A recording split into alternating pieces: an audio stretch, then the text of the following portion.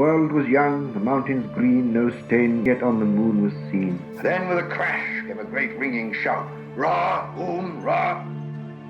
3 rings for the elven kings under the sky, 7 for the dwarf lords in their halls of stone, 9 for mortal men doomed to die, 1 for the dark lord on his dark throne in the land of Mordor where the shadows lie. 1 ring to rule them all, 1 ring to find them, 1 ring to bring them all, and in the darkness bind them in the land of Mordor where the shadows lie. All right. It's talking about Tolkien, Nate. Talking about Tolkien, Ben. Chapter 9 of Return of the King, the Grey Havens, the final chapter. Or can you stay connected this time? I don't know. This is our second take. The first one was very emotional, but now I have to throw it out. Yep. So we basically, we already did the epilogue at the end of last episode. Yeah, I just want to fade out on this one. Yeah. Just want to fade away. So they open up. We're opening up the gulag. We're opening up the Hobbit gulags, which were called the lock holes. Kind of adorable. And one of the first hobbits they find is Fredegar Bolger, fatty no longer. You may remember him from all the way back at the beginning of Fellowship of the Ring. The 5th Hobbit. What? The 5th Hobbit. The 5th Hobbit, who warded off some ring wraiths off screen, and also got Frodo set up in his house and heroically stayed behind. But you were making fun of Fatty, but Fatty organized an early resistance. Wasn't very good at it. Didn't go very well. And he wound up in the gulag, where he has been for the last year. So maybe he should have just gone with Frodo and Sam. Could have been a Knight of Rohan or Gondor. Yeah, but he wouldn't have lost all that weight. I think he still would have lost a lot of weight. Nah, I saw Bomber. Bomber went on a very different journey. And you know who else they find in the lock holes? The Mayor McCheese. We can call him Mayor McCheese. That's not who I was thinking of. Oh. It's kind of important. Lobelia? Oh, yeah. Sackville Baggins? The sinister Lobelia, who fought. She stole Bilbo's spoons? Yeah. She was so awful that Bilbo used the most evil piece of magic in Middle-earth to hide from her when she was coming down the road. Yeah. And they were kind of surprised. The reason she wound up in the lock holes was, I don't know if it was Saruman himself or just one of the big guys, was hassling her. And she was like, my son Lotho is in charge of everything and get out of my way. And she hit him with her umbrella. And she was actually the first hobbit to raise a hand to these invaders. And for that, she wound up in the gulag, which probably gives you some indication that Lotho didn't have much control. No, he just didn't know, Ben. If she would have written a letter to him, he would have gotten it, and he would have sorted this all out. Just like Stalin. People were like, if only Stalin knew I was here, I could write him a letter. He would get me out of this gulag. Just like modern day when people are tweeting at our president. Hey, my wife got deported. Turns out she was here legally and we knew that and I voted for you anyway, but you said you were only going to deport the bad ones. Can you pull some strings? Did he? That was not my read on what he was saying. Well, that was their read, Ben. And as soon as he gets that tweet and he reads it, he's going to be like, you know what? ICE made a mistake. I'm going to give him a call. We're going to get your wife back from wherever we just deported her to that wasn't her home country. Yeah. In the movie, of course, Frodo comes back and he goes back to Bag End and everything just goes back to normal. But if you remember in the book, Frodo kind of sold all his worldly possessions and Bag End and pretended he was moving away to Crick Hollow. So he does not have Bag End at this point. And when Lobelia is freed and they tell her that Lotho was murdered, we just leave out the last part. Saruman made a joke. Why does everybody keep saying he was murdered and then they stop but look like they have more to say? It was probably a joke, but we're not gonna investigate further because we don't want to know. Yeah, he's buried out back, and you're probably not gonna want to move him to like the family crypt. We're just gonna leave him there and not find out what happened there. I'm sure Wormtongue didn't put him in a coffin. Well, we'll wait a few years, then we'll exhume his body, and any damage we'll just say it was like a scavenger or something. Something dug him up, and it wasn't cannibalism. She was actually quite touched by the welcome she got because she had become something of a Hobbit folk hero for being the first one to raise a hand to the invaders, and she had never been well liked, never been popular, but she was overcome by the fact that people were like, "Yeah, it's that umbrella lady," and she found out what happened. We didn't want you to change. We just wanted you to be mean to the right people. It helps. I'll tell you what, it helps. If I at least feel like you're on my side, every team needs a Raphael, for making a Ninja Turtles reference here. You always got to have a mean guy, but he's mean to the right people, so it's okay. It works out. But she, perhaps unsurprisingly, did not want to return to the place where Lotho was murdered and lived briefly. And so she decided to give Bag End back to Frodo. And she went to stay with her own family.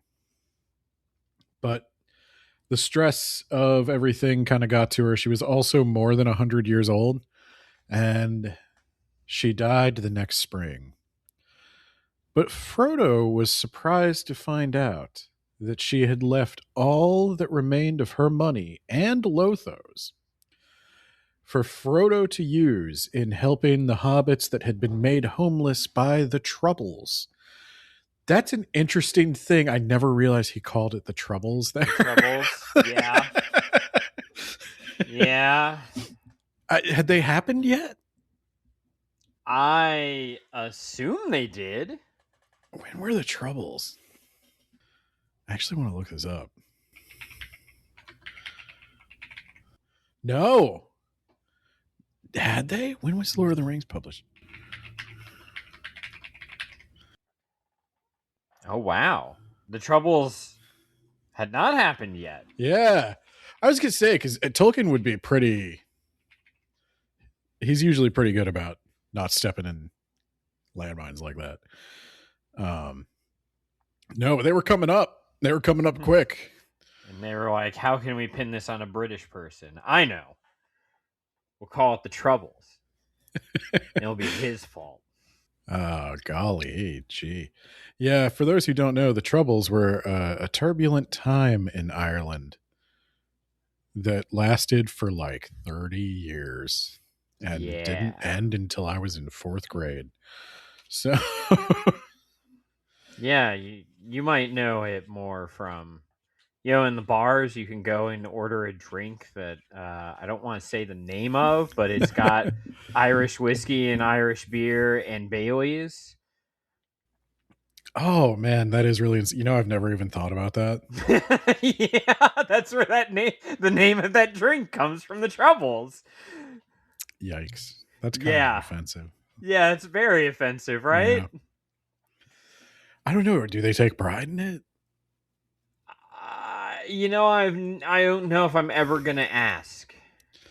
I don't know who I would ask. I imagine it really depends on where you're from. And my coworker just got back from Ireland. Maybe I should have asked her to just ask a random local. You always wait until I take a drink of something. Yeah, no, there would be nothing. nothing they love more, I'm sure, than Americans coming over and being like, so the Troubles, was it really that bad? I mean, let's be real. We basically became Little Ireland. So are you talking about America? Yeah. Oh, they don't like that either. Well, you're welcome. Okay, land of opportunity. But yeah, the mayor. We're gonna go back to Lord of the Rings. We're gonna stop talking about the Troubles. So there isn't a famine in the Shire. Okay, Sam fixes it all. We're good. Yeah. So the mayor, he had been in the lockholes longer than anyone since his sternly worded letter. Yeah. And he was telling Frodo, he's like, Frodo, I've just been through too much to carry on. You wouldn't understand. I just have such PTSD, Frodo. You couldn't relate in any possible way. And I'm going to need you to be mayor now. And all right, but I'm not putting on that burger hat. Yeah. So Frodo, he agreed, but he wouldn't put on the burger hat. The burger is not a hat. It's his head. Yeah, I know. I know. Does anybody even, because McDonald's has long abandoned those. They should bring that back. Yeah, they should also bring back cheap food. Yeah. I saw the dollar menu is now the under $3 menu. Yeah. Yeah. It's okay. It's just a 3 times the price increase. The one thing you guys had was your food was cheap. No one went there thinking like, oh, this is so delicious and also nutritious. But if you had $1 and change, get yourself that double cheeseburger. So Frodo agreed to take the position of Deputy Mayor McCheese. Hell yeah. And the task of hunting down the last of the ruffians was left to Merry and Pippin, who have developed a taste for blood. Next time Ringwraith's coming into the Shire, we're going to kick their ass. They did find a few. Most fled and offered little resistance. But those, I don't think they actually killed anyone else. It says that they found a few, the few survivors. I assume that was the survivors of the Battle of the Bywater, though. Yeah. Well, let's just say that Merry and Pippin didn't kill any more than was necessary, and that there were prisoners and they were escorted to the borders. None of them were eaten, so we've already got a leg up over Sharky. We have taken the moral high ground. So the hobbits go ahead and try to rebuild the Shire. By Yule, not a brick was left standing of the new sheriff houses or anything that had been built by Sharky's men. Yule. He couldn't say Christmas yet. Yeah. It's actually one of the things he yelled at C.S. Lewis about. Or said behind his back. I can't remember. He did not like that Santa Claus shows up in the Chronicles of Narnia. Tolkien did not like that. Why? Why does he? Why? Why does he show up in the Chronicles of Narnia? Oh, and why does he hand the littlest one a knife? What? Have you not read seen the Chronicles of Narnia? I have not. Santa Claus shows up and he arms the children. Her gift is a dagger. Which one is this? What do you mean, which one? Is it The Lion, the Witch, and the Wardrobe? Yeah, it's The Lion, the Witch, and the Wardrobe. He does not show up in the movie of that.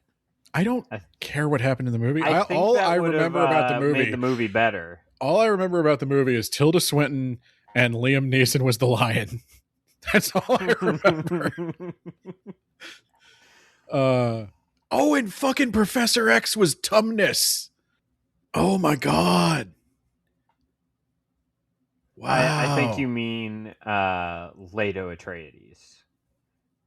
Yeah, he was that too. That guy got around. But they're actually doing pretty good rebuilding the Shire. And there was some discussion of what to name the new row after they built it. Some thought they should call it the Battle Gardens or the Better Smiles. But after a while, in sensible Hobbit fashion, it was just referred to as the New Row. Yeah.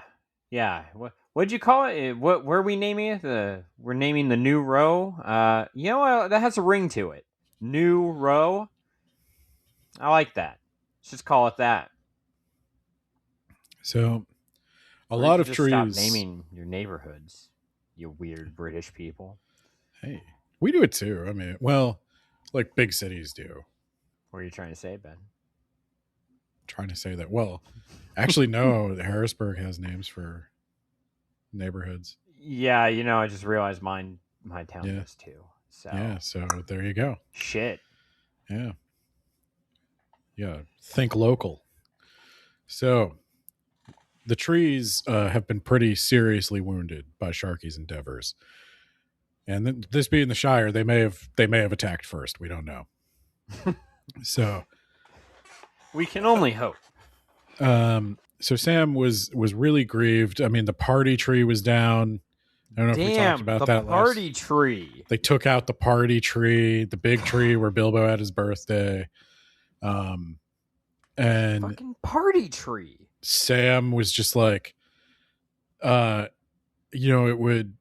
never going to be able to fix this. Like it would, my great grandchildren might wind up with finally being able to see the next party tree. Oh my God. You're actually thinking about your great grandchildren instead of just like, fuck them.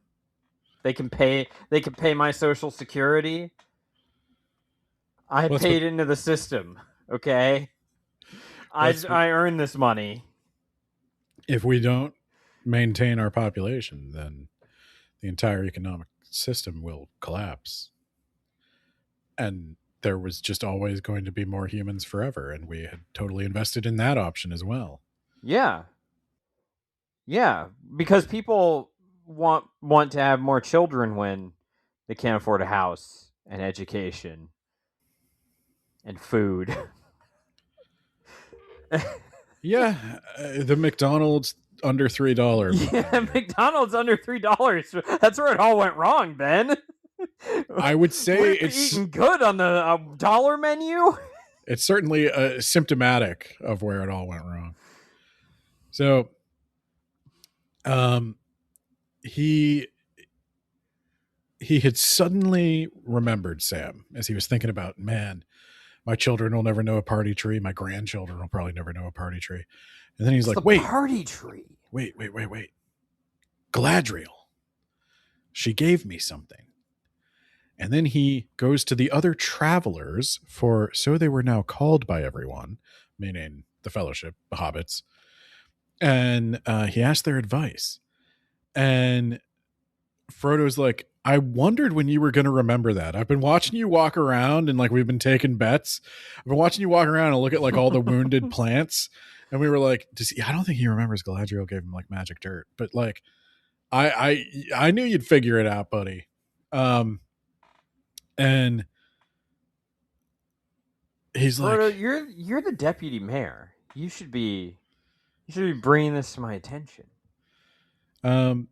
So he opens the box and it's filled with a gray dust, soft and fine, in the middle of which was a seed, like a small nut with silver shale. And he's like, what can I do with this? So why does magic degrade over time? Because they're preserving the magic with the rings, which no longer work, right? They're preserving the nature. They're essentially halting the natural world exactly where it is. They're basically stopping change. Okay, so, but where's magic go? Magic's still around. I would say the difference is the elves are just better at it. The elves, well, so there's not a lot of great answers on this. There's a letter I'm fond of for explaining Tolkien's magic system, but the letter was never sent. It's like a draft that Tolkien just kept. He never wound up sending it because somebody had asked him specifically about magic. And in the letter, he writes that humans cannot use magic. Elves could. But people will point out that there are many points in Lord of the Rings where he talks about humans practicing magic, like the Witch King. And he mentions that the blue wizards may have gone off to the east and formed cults of magic.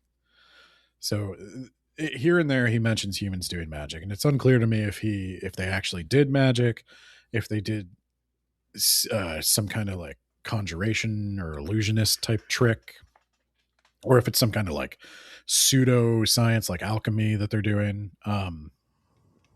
But theoretically, magic is still around because the world becomes our world and tales of magic persist into our world.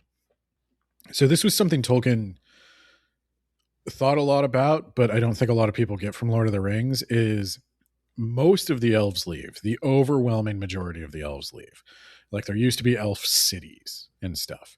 Yeah. And that's where they went. They went west. But well into the modern age, we still have fairy stories and the fair folk and cunning folk doing magic and all these little sprites and creatures. Tolkien, I think, imagines that they are some combination of like, spirits of nature that are maybe of the same order as the Maya, or they are faded elves that are like barely visible to us anymore. They are so faded. Because I think he mentions at some point, like sometimes you can even still see elves going west if you look in the right places at the right time. Yeah, it's America.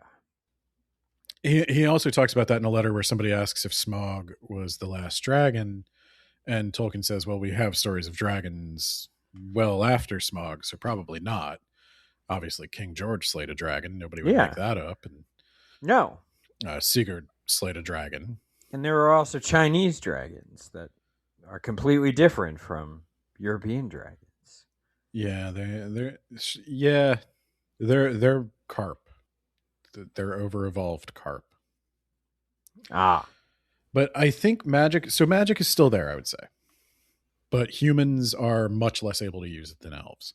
So with elves gone, and maybe the blue wizards made cults of magic. But we don't know until Lord of the Rings, the Blue Wizards, comes out on Netflix and runs for 4 seasons. Or I guess he started. Amazon. I've mentioned this on the podcast many times before, but he did start writing a sequel. Yeah, I heard about that. Yeah, he gets 2 chapters in and he like abandons it. But I do think it's unclear to me when some human goes bad. Basically, I think he starts to view humans aren't supposed to have magic. Yeah, so if we seek it, it winds up being a bad thing. The only way we can get it is if somebody like some demon or something gives it to us. So I think he kind of takes that. I'm trying to remember. You're getting into my words about occult book stuff, but I think I don't know if it was Thomas Aquinas or not, who was the one that kind of shifted the view of magic to everything is demons. But for a while there, people were like practicing their superstition kind of magic, like good luck charms, tossing your salt over your shoulder, things like that. And then eventually, I think it was Thomas Aquinas who came along and said, yeah, this stuff might work, but the only reason it works is because there's a demon making it work. Humans can't interfere with creation that way. That sounds like someone who is trying to hoard all the magic for himself. Well, now you're getting into some good words about occult books territory. So there's books of theology, there's counter opinions, counter opinions, then there's the ravings of lunatics. Then Well, this sounds awful. I shouldn't have even asked. Anyway, Sam's got some dirt and a seed. Sam's got some dirt and a seed, and he decides he's going to plant a new party tree. He's going to put the Malorn seed that Galadriel has given him there. He sprinkles some of the dirt on it, and then he goes around the Shire where he's planting saplings for all the destroyed trees, and he puts a little bit of the soil Galadriel gave at the root of each, and he goes up and down the Shire, and he paid a little bit of special attention to Hobbiton and Bywater, but nobody really blamed him for that. And even if they had, screw them, Galadriel didn't give them dirt. That's Sam's dirt. He can do what he wants. Yeah, fuck you. You want more dirt, you have to go all the way to Lorien. Well, she's going to be coming by here soon, so you can. Yeah, but she doesn't have more dirt. You don't know what Galadriel's got in her pockets. She's got pocket dirt in case she runs into some ruffians on the road. I can almost guarantee Galadriel has some pocket sand. Yeah, so it blinds you, and then plants grow out of your eyes. That sounds metal as fuck. Anyway. So all through winter, Sam's trying to stay patient. He's trying to restrain himself from going around to check everything. But when spring comes, it surpassed his wildest hopes. Trees began to sprout and grow as if time was in a hurry and wished to make 1 year do for 20. In the party field, a beautiful young sapling leaped up. It had silver bark and long leaves and burst into golden flowers in April. It was indeed a Malorn. And it was the wonder of the neighborhood. And so we got the party tree back.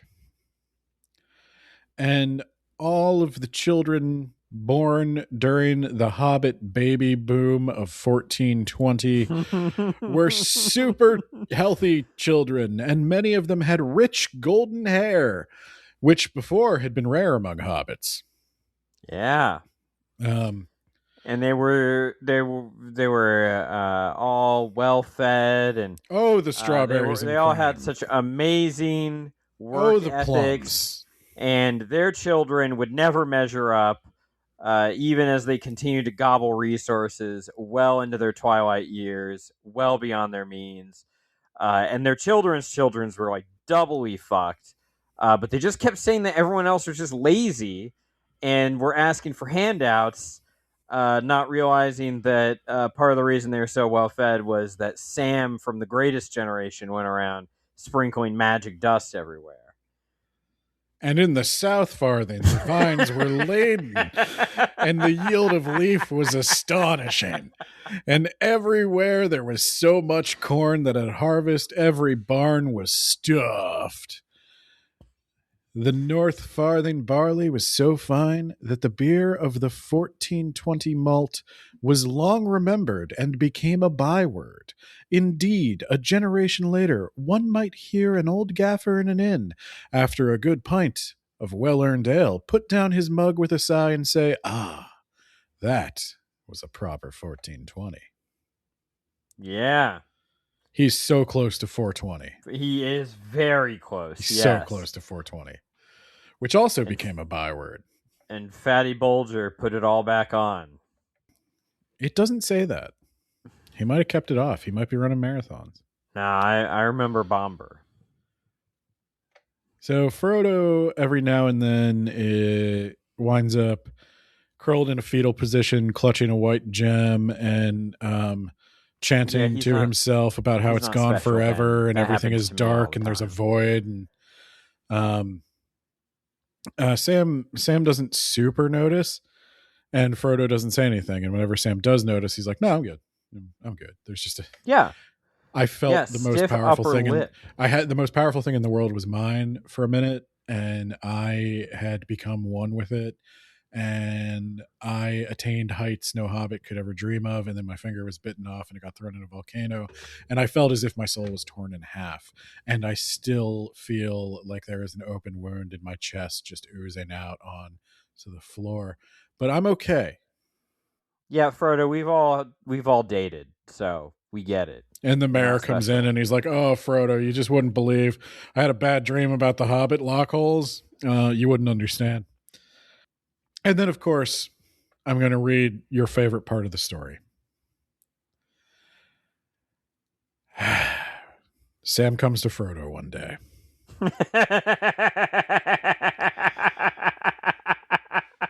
I was waiting for this. He says, "Well," Frodo asks, "What is it, Sam?" And Sam says, "Well, it's Rosie Cotton, sir. It seems she didn't like my going abroad at all, poor lass. But as I hadn't spoken, so she couldn't say so. And I didn't speak because, well, I had a job to do first. But now that I have spoken, and she says, well, you've wasted a year, so why wait longer? And I wasted, I says, I wouldn't call it wasted. I replanted half the Shire in one season. You're welcome. Thank you. Party tree. I did that. But still I see what she means, and I feel torn in two, as you might say, Mr. Frodo. And Frodo's like, "Oh, Sam, I see," said Frodo. "You want to get married, and yet you want to live with me in Bag End too. But my dear Sam, how easy. Get married as soon as you can, and then move in with Rosie." You've seen Full House. We can do Full House. We'd be buds living together with your wife. There's room enough in Bag End for as big a family as you could wish for. What about her brothers? No. I will tolerate Rosie Cotton, but I am the only man in your life. Frodo is his polyamorous primary. His polyamorous primary. I don't make the rules, Nate. Okay? I don't name the things. I just study them. So, Merry and Pippin also lived together for a while at Crick Hollow, and there was much coming and going. Now, I will say one thing. I do know, like, just having a ton of Indian friends, I will say, like, the American tendency to live by yourself is really weird to them. So, like, there are people for whom it's not, like, if you're not married, it's not weird to have roommates, even if you don't really need them.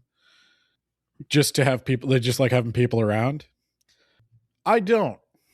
I've never felt that need. So, yeah, I think you guys are the weird ones. So, anyway, Merry and Pippin like to go riding around with their armor and their swords and their shields. Feels like the rough equivalent of some guy like open carrying an AR-15, but they have fun. I guess the AR-15 guys do too. Yeah. Frodo and Sam, however, they went back to ordinary attire, except that when there was a need, they both had fine elven cloaks. And Frodo always had a white jewel that he clung to and sometimes talked to obsessively. Again, we've all been broken up with. We've all had girlfriends before, Frodo. You're not special, okay?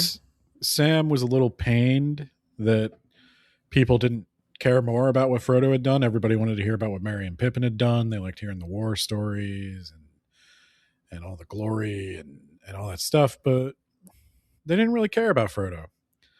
And they wouldn't have understood if he told them, because his was a more spiritual journey involving complicated magic and artifacts, and that didn't make a lot of sense to them. But Pippin stabbed a troll and then it fell on him. Yeah. That's an awesome story. Keep telling it. Yeah. And how many ring wraiths did Frodo kill, Ben? I mean, technically all of them, maybe? That doesn't count. That was Gollum. Gollum gets those 8 kills. So finally Sam notices that Frodo is suffering every year on the anniversary of his stabbing at Weathertop, the first of many. And Sam's like, what's the matter, Mr. Frodo? And he says, I'm wounded. and it will never really heal. Not with that attitude. But then, have you tried hanging out with Tom Bombadil? Yeah, but then he gets up and he's fine again. Is he? Yeah, he said he was. Oh, okay. That checks out. But then next year comes and Frodo is crippled for 2 weeks around that same time. But Sam didn't have time to worry about it this time because Rosie Cotton was pregnant and she was about to have their first child. She was born on the 25th of March, a date that Sam noted. Well, this is the old English time. You don't go to the birth. You wait for her to come back from the hospital. And you're like, how'd it go? I see a kid. So, and then he comes to Mr. Frodo again. He says, "Well, Mr. Frodo, I'm in a bit of a fix. See, Rose and me had settled on calling him Mr. Frodo. First name Mr., last name Frodo. I wasn't going to give him my name. I wouldn't presume. But it's not a him.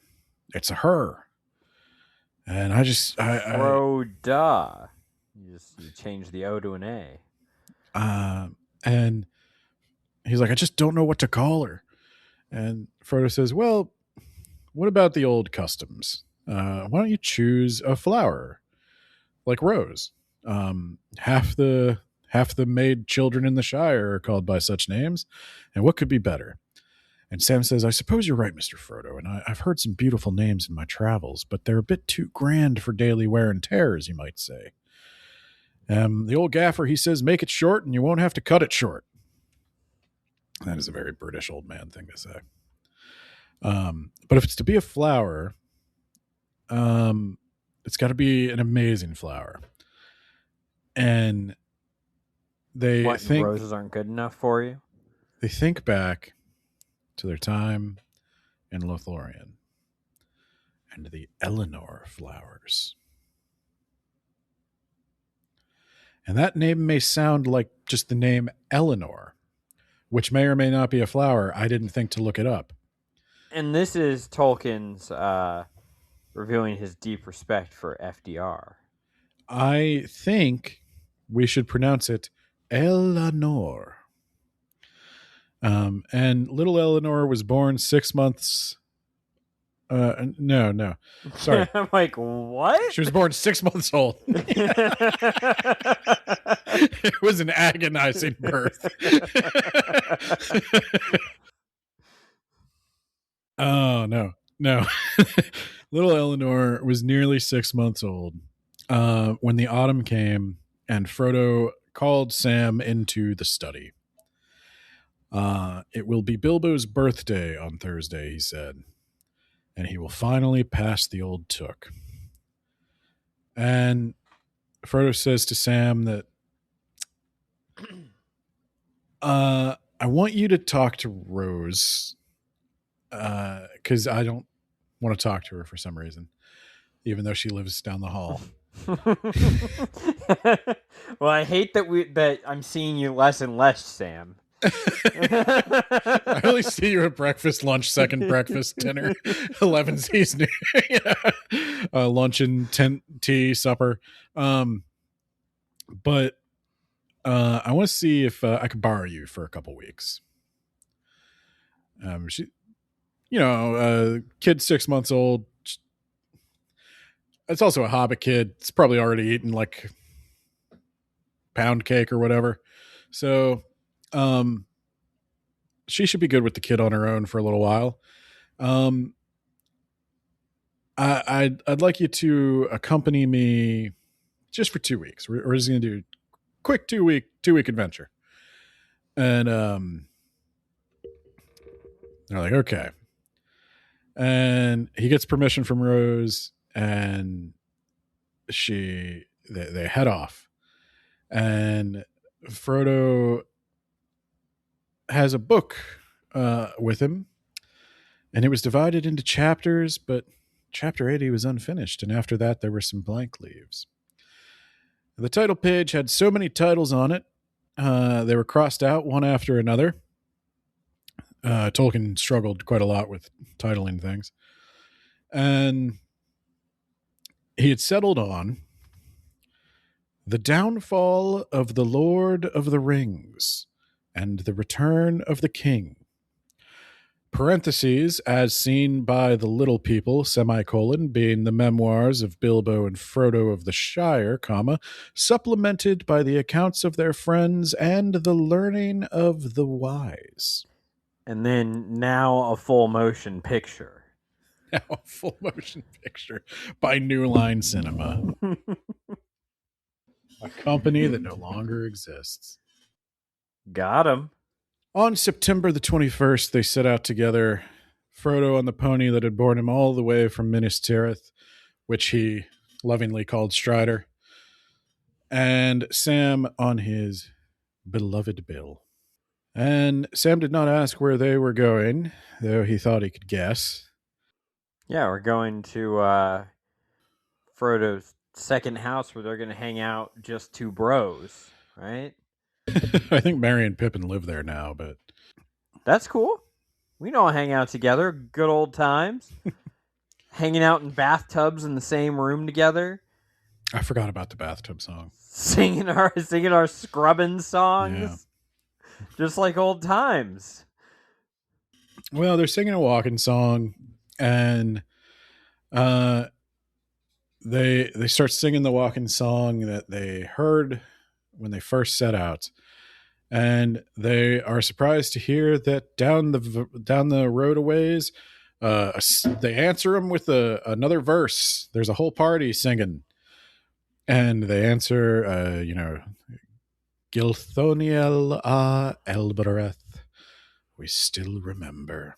And of course, there is Gildor and many fair elven folk. Who? Gildor and Glorion from the Fellowship of the Ring. This guy didn't sail west? No, I told you he didn't. I told you he just takes people. That's weird. He's a guide. So he just ferries people back and forth.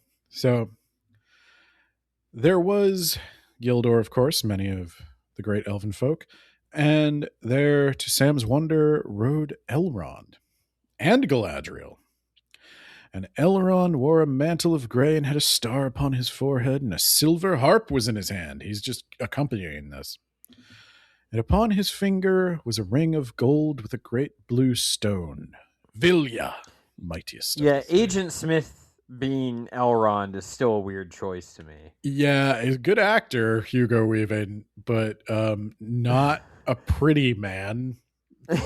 He's got a very villainous face. That's why he worked as Agent Smith. I think it's his forehead or his brow ridge. It's when he gets angry, it pops. Like, yeah.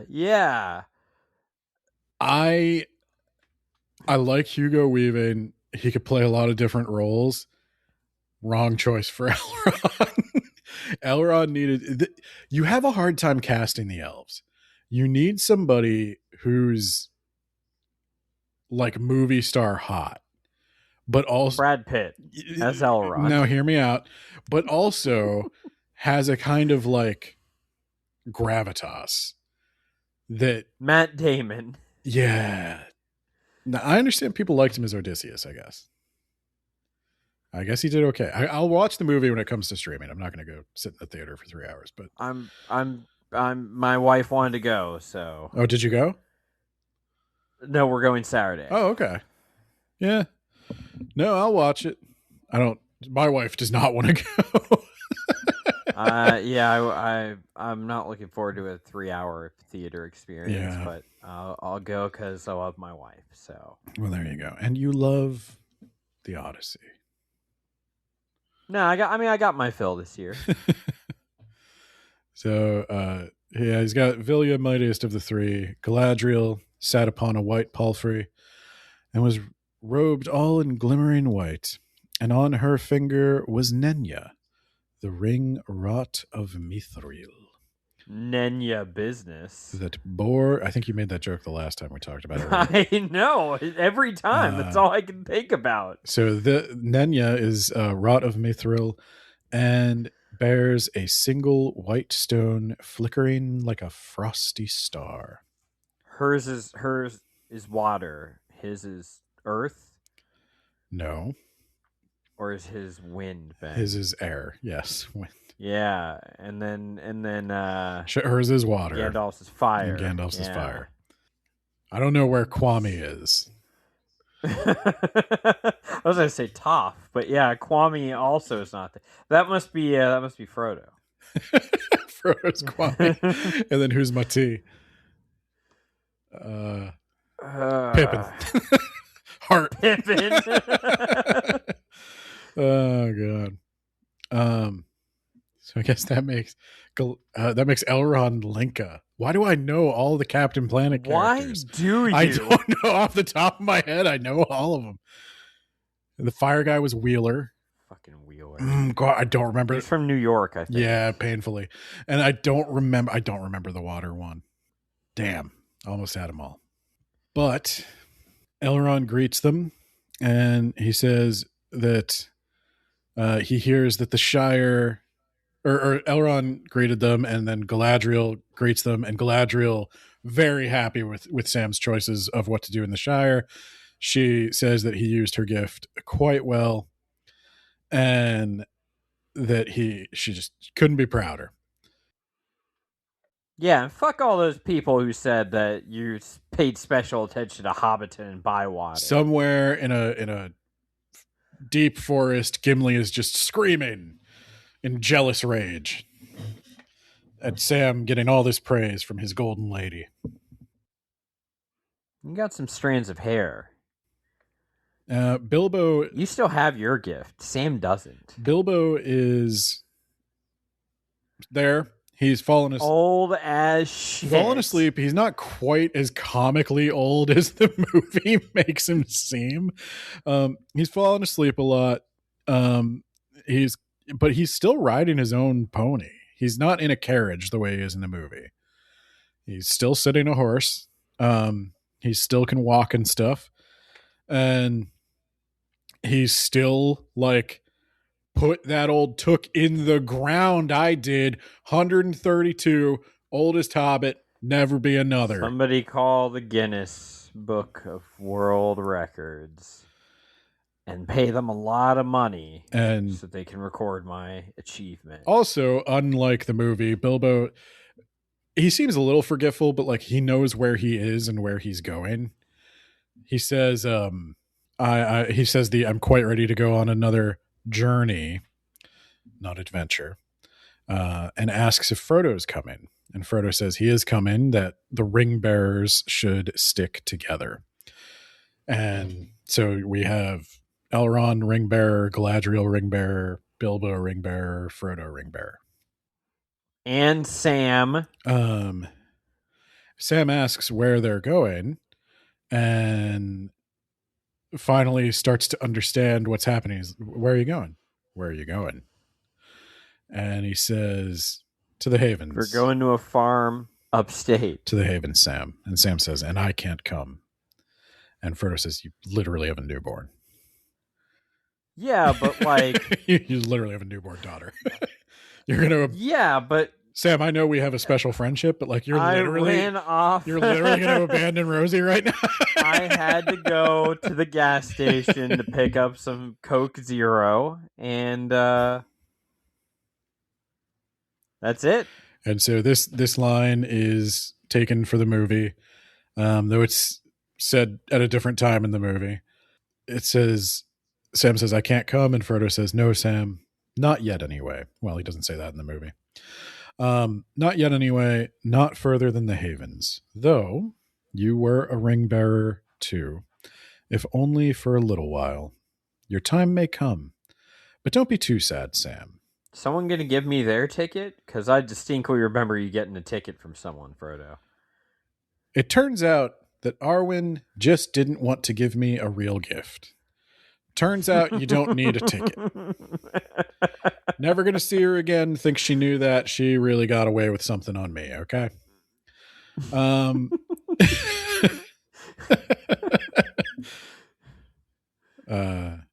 Cheap ass Arwen. So he says, "Don't be too sad, Sam. You can't always be torn in two. You will have to be one and whole for many years. You have so much to enjoy and to be and to do." That's the part they took for the movie. But Sam, tears in his eyes, says he thought that Frodo was going to stay and enjoy the Shire. And this is, I think, a line from Tolkien that deserves to be quoted a little bit more often. I agree. Sam says, "I thought so too once, but I have been deeply hurt, Sam. I tried to save the Shire, and it has been saved, but not for me. It must often be so, Sam. When things are in danger, someone has to give them up, lose them, so that others may keep them."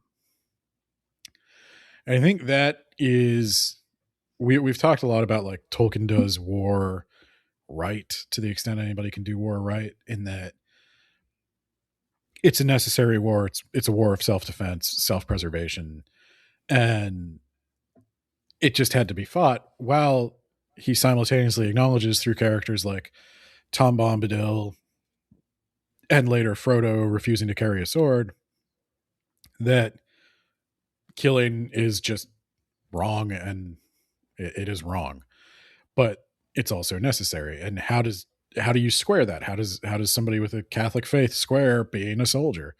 And I think that's Tolkien's answer. That's what he came up to, is someone's got to lose it in order to save it. Like, somebody's going to have to give up their peace so that other people can find peace. And that's his horror of war moment, is that, yes, Frodo was irrevocably damaged by his experience. He is not going to get better. And that's that. But Frodo accepts it, and he's glad to accept it, because it paved the way for Sam and Rosie and their children. And Frodo reminds Sam that you are a father now. And quit reminding me. He's like, he's like, yeah, I know we have a special relationship, man, but like, yeah, we do. I've done a lot of bad shit, Sam, on the journey, but I feel like Rosie would rightfully kill me if I she's gonna come across the ocean. Yeah. God's gonna let her. Yeah. So he gives, much like he does in the movie, he gives Sam the book, and they're doing all this. Now the movie puts this in a much more cinematic location, not in the middle of the road. So in the movie, they're already at the ships and on the docks, and Sam has Sam's like, wait, what's going on? Yeah, Sam has somehow been... Well, Sam thinks in the movie that they're just there for Bilbo. That's why Frodo says in the movie, the elves have accorded you a special honor. You're going on the last ship to leave Middle-earth. And that's what Frodo apparently told them all, is that Bilbo is going away and we're saying goodbye. And then, surprise, I'm going too. I didn't tell you because I wanted to be a little cruel.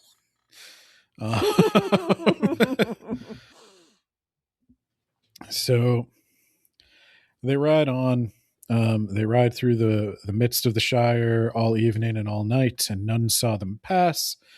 And Tolkien does another thing where it's like, even if they had been there, they would have just seen a mist and a fog, and it's magic. But they finally get there. They come at last to Mithlond, the Grey Havens. And there stands at the gates Círdan the shipwright, come forth to meet them. Very tall he was, and his beard, which he had, was long, because he's like the oldest elf in Middle-earth. He's one of the original elves. So Círdan, he has a beard. I have that underlined. He's very important. Everybody forgets him. Remember Círdan. Yep. Who? He builds the boats. It's an important job. And as he turned and came towards them, they saw that there was a figure robed all in white waiting for them. And it was Gandalf.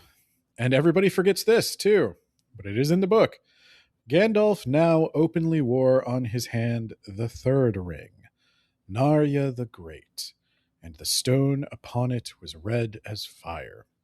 So if you were reading along with us, you cheated if this was your first time reading it, because I told you from the frickin' Hobbit that he had this ring.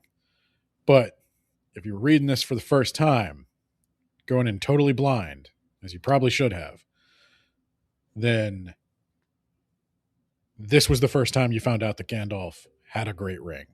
That was actually a huge mystery throughout the whole book, is that you know there's 3 elven rings, you know where 2 of them are, you don't know where the third is. But you could probably guess, but you probably didn't because you weren't thinking about it, and it's also not on an elf, it's on Gandalf. Wasn't it originally on Círdan? It was Círdan gives it to Gandalf, but that's not. Yeah, that might be that's in the appendices. Right in front of Saruman. That's in the appendices, but that's not actually in the text of the book. So, yeah, you wouldn't have known that. And the one thing I will say for the movie that is awesome, I actually really like this choice, and I don't give the movie a lot of credit, but I'll give it one here. In the movie, you never see a ring on Gandalf's finger until this scene where he grabs the staff with his hand that the ring is on, and you see Nenya on Gandalf's hand in the movie. And they not Nenya. Or I'm sorry. Narnia. Narya. Yes, because Nenya business. I will always remember it that way from now on. Yeah, perfect. So he has Narya on his hand. It's perfect. They don't make a big deal about it. If you didn't know, you wouldn't see it, but it's like right there, center frame. They knew what they were doing. And the reason Tolkien doesn't spell this out, or he doesn't spell it out here. He might spell it out in the appendices. The reason everybody is noticing these rings right now is A, to reveal the mystery of who had them, and B, because they are now powerless. Yeah. The rings have, these rings have a magical power that's kind of the reverse of Bilbo's. They can make themselves invisible. So somebody can wear the ring and not show it if they don't want to. And so often Galadriel, I think she showed her ring to Frodo, but not everybody else. And Gandalf never showed his ring, though Saruman knew. Yeah, because Círdan gave it to Gandalf right in front of Saruman. Yeah. Like, hey Gandalf, glad they sent you over. You're the wisest, most powerful, biggest dick. Really awesome. Here you go. Have my ring. You're going to need it. And oh, hey, how's it going, Saruman? So as the elves are boarding the ship, up rides Merry and Pippin on their 2 ponies. We've been riding along behind you for the last 2 weeks. They said, you tried to give us the slip once before and failed, Frodo. And this time you nearly succeeded, but you failed again. Though it was Gandalf himself that gave you away. I just couldn't pass up the opportunity to tell Pippin one more time how little I care for him. Gandalf says, yes, for it will be better to ride back 3 together than 1 alone. He was thinking of Sam. Even if Frodo wanted to keep this private and just leave without telling anyone but Sam, Gandalf thought of Sam riding back, trying to put himself together after the love of his life just left on a ship. And all he has waiting for him at home is his beautiful wife and child. Yeah. That's rough, man. I'm glad he gave him Pippin. It's a special kind of hell. Yeah, I mean, I'm glad Pippin's there for him. So he says the thing he says in the movie. Well, here at last, dear friends, on the shores of the sea, comes the end of our fellowship in Middle-earth. Go in peace. I will not say, do not weep, for not all tears are an evil. And then he throws salt water in Pippin's eyes.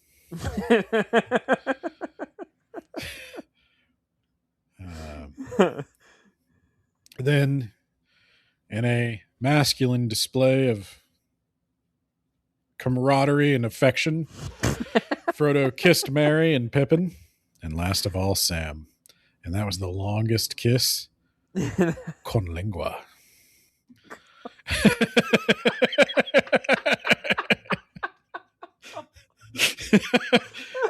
Okay. In fairness, it doesn't actually say con lingua, but that's Elvish. But we all knew. That's Elvish for with tongue. So,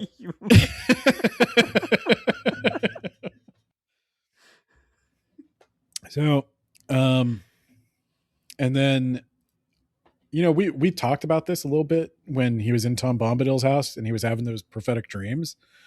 And I don't know if you caught this, but I was like, shit, this is what it meant. When Frodo has that dream about that they borrow for like Pippin's death scene in the movies, as it seemed to him that like the gray rain curtain rolled back and everything, you know, there was like green white shores and a far green country. When Frodo is going over the ocean and they find the path to the true west, and I'm taking this to be him seeing Valinor for the first time, it seemed to him that as in his dream in the house of Bombadil, the gray rain curtain turned all to silver glass and was rolled back, and he beheld white shores, and beyond them a far green country under a swift sunrise. No, he's looking back at Middle-earth.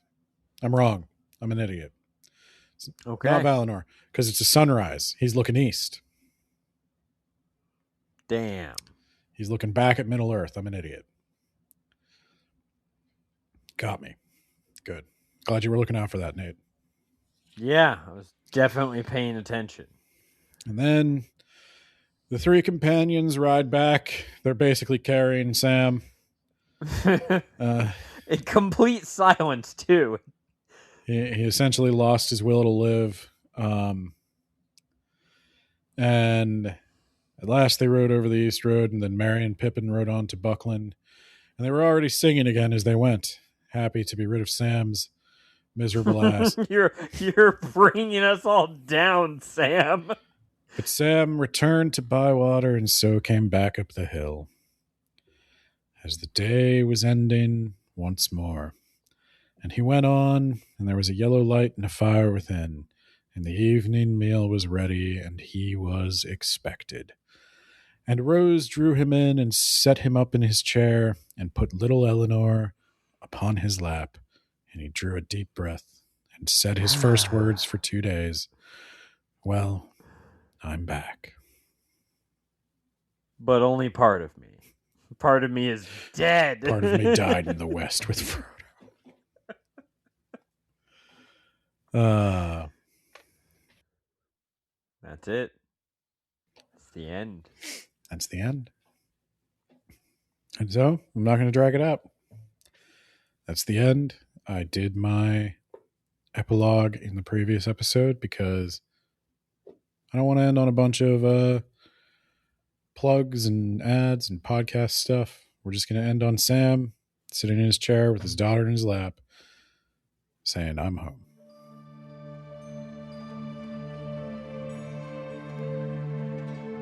The road goes ever on and on, down from the door where it began. Now far ahead the road is gone, and I must follow it, if I can, pursuing it with eager feet until it joins some larger way, where many paths and errands meet. And whither then, I cannot say.